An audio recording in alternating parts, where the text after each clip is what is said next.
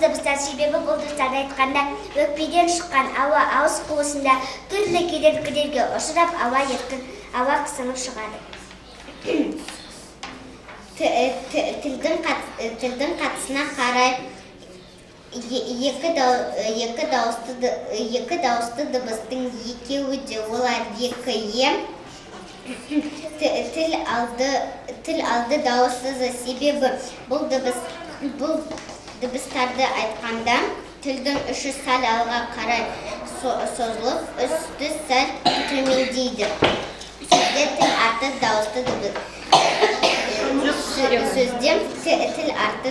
дыбыстар жоқ. Жақтан ашылу дәрежесіне қарай екі дауысты дыбыстың екеуі де олар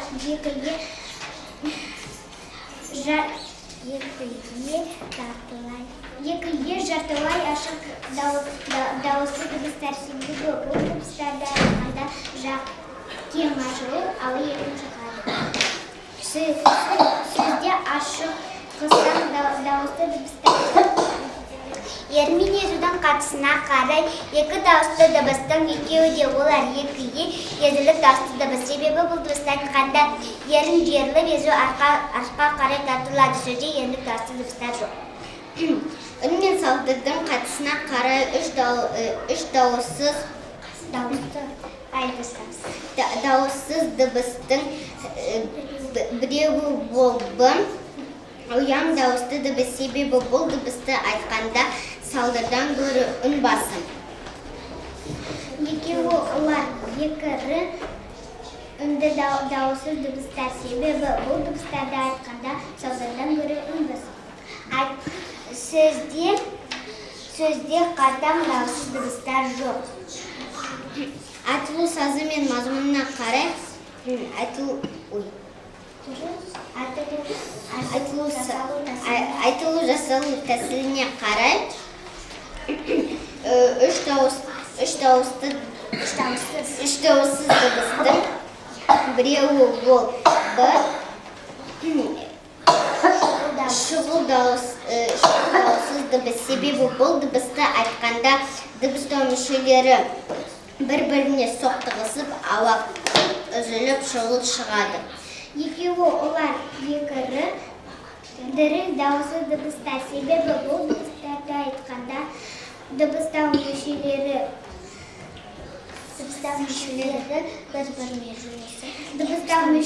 бір-біріне жуысып, ауа дірілдеп шығады. Сөзде мұрын жолды, ұзын жолды,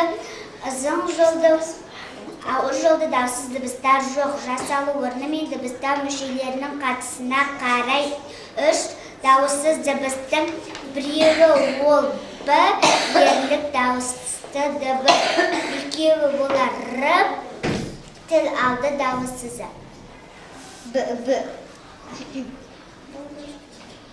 Әдебиеттік оқу Ыбырай ата өлеңі сатылай кешені талдау. Ыбырай ата арман қып туған елінің бақытқа қолы жеткенін, ұрпаққа артып сенімін, ашты ол тұңғыш мектебін. Келіңдер кәне оқылып, біріңде қалмай жетекке. Қыркүйек сайын шақырып тұрады ол біздің мектепке.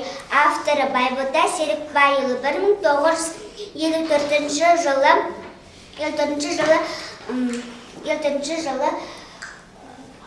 16 мамырда Шығыс Қызылорда облысы Жаңақорған ауданының қарасты Жаңақорған ауылында Талап ауылында дүниеге келген.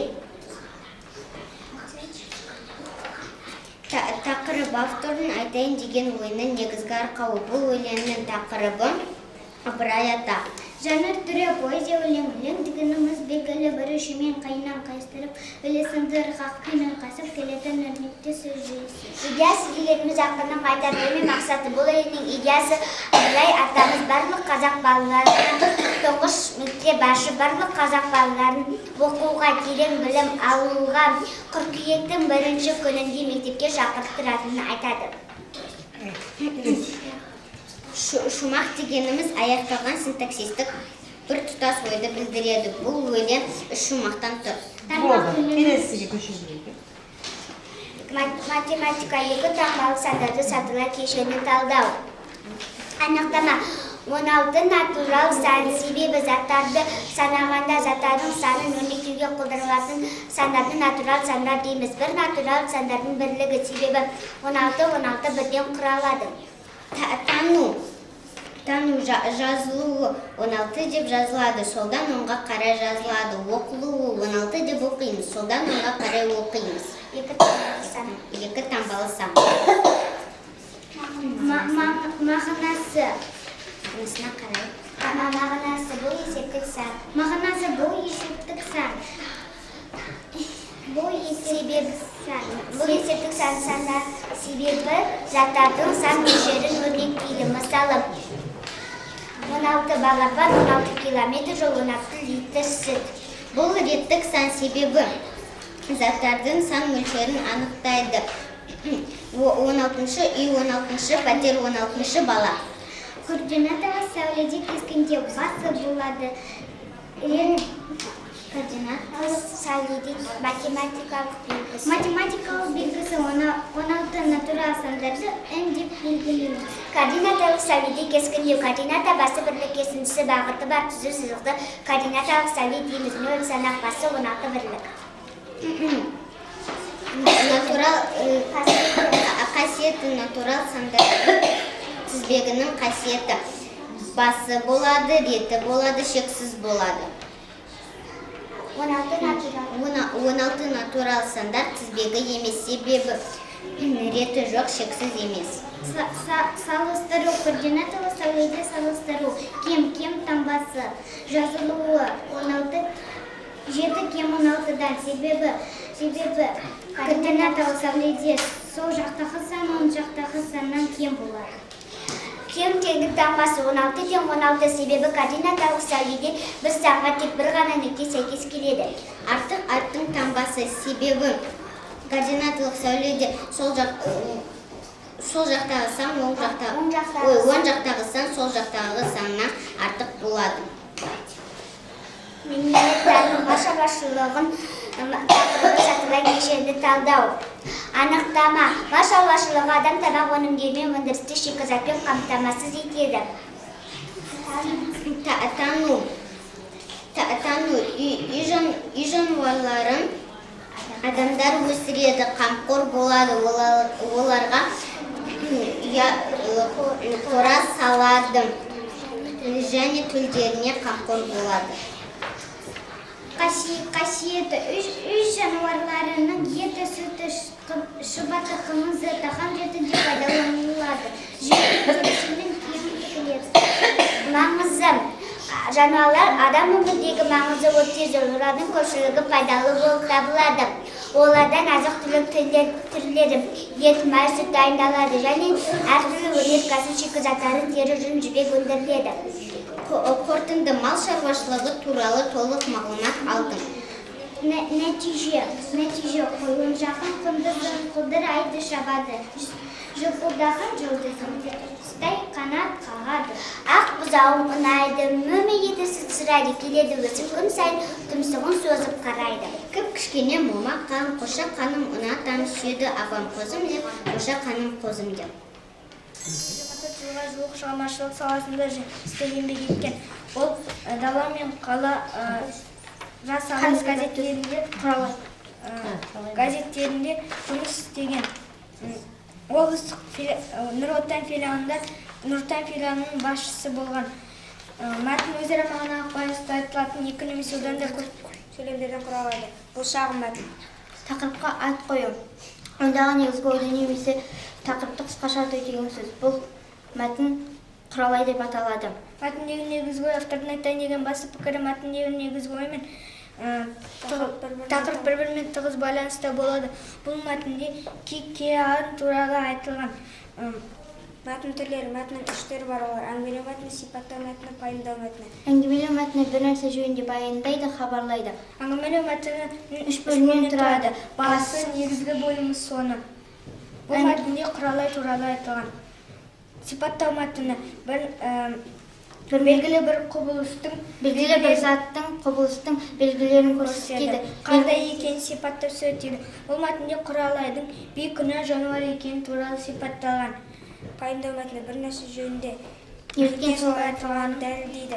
Бұл мәтінде даланың аңы қолға үйренбейді деген бос сөз. Ол баламен бірге үйге кіріп шығып жүреді.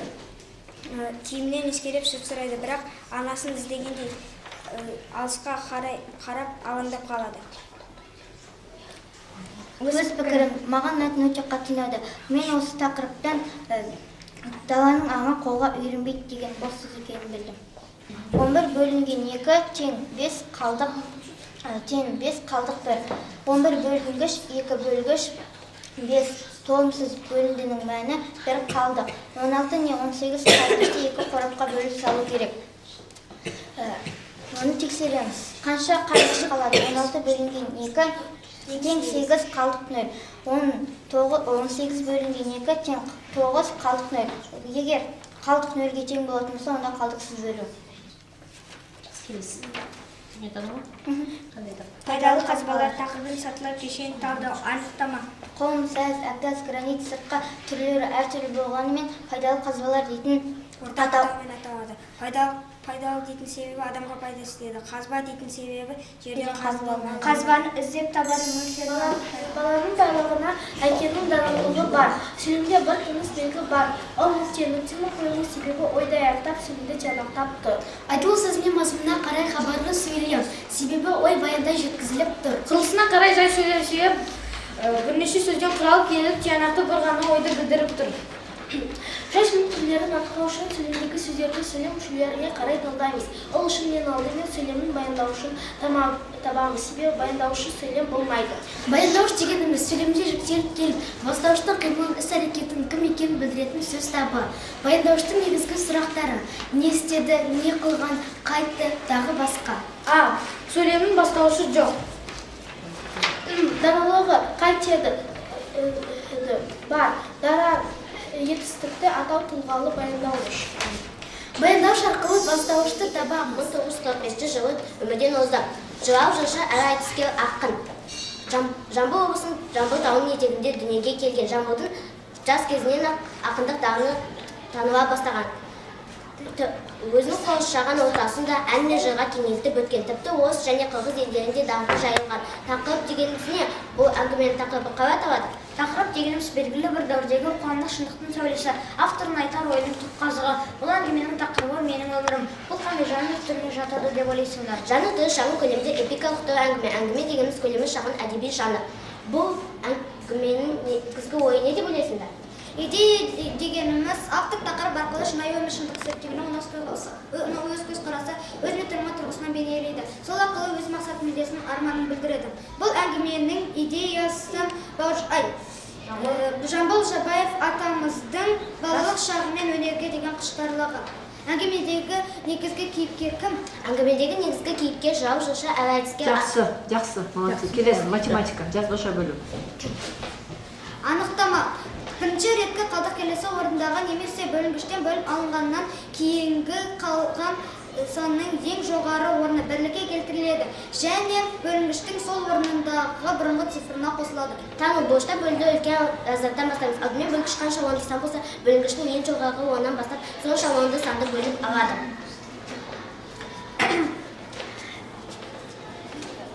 Бөліп алған саны бөлгішке бөлген, тағы да бөлгішке бөлгенде ізденген санның ең жоғары цифры болады. 0 болуы мүмкін. Егер 0 болатын болса, онда келесі цифры болады. Қалдық бірінші реткі